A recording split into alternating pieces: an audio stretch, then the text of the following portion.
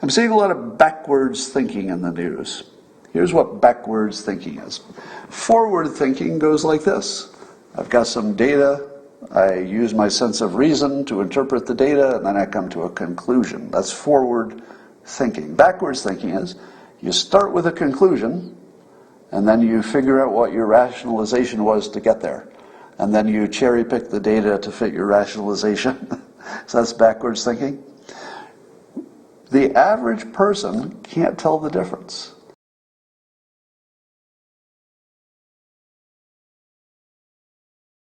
The average person can't tell the difference between forward thinking and backwards thinking. That's what you learn when you learn hypnosis. First thing you learn, basically, is that the average person doesn't know when they're thinking forwards or backwards.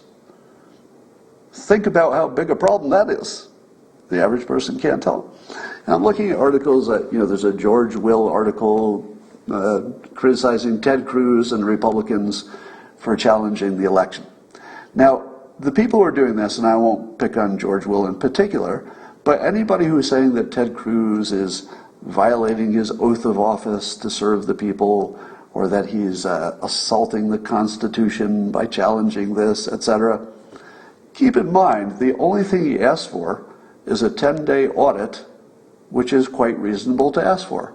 No matter what they find, you would agree that we'd like to be more confident in the outcome.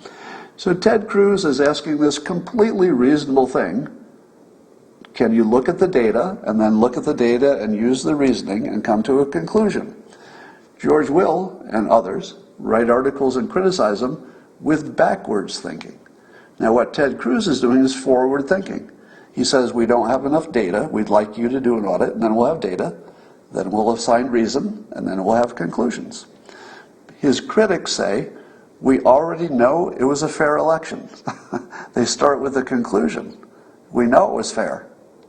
So therefore, you must be crazy, that's the rationalization, or you must be attacking the Constitution, or you must be some kind of a cult member for the president, or you're dumb. Those are the rationalizations, thinking backwards. And then you go back to the cherry-picked data. Now the cherry-picked data is, if there are, let's say, 12 different accusations of election fraud, you pick 6 of them that definitely were not real, and you just talk about them. So that's backwards thinking, the complete cycle. And you can see the difference, right? Now, how many people would read an article by George Will and realize that it was literally backwards thinking? Started with the conclusion and worked backwards through the rationalization all the way to the cherry-picked data.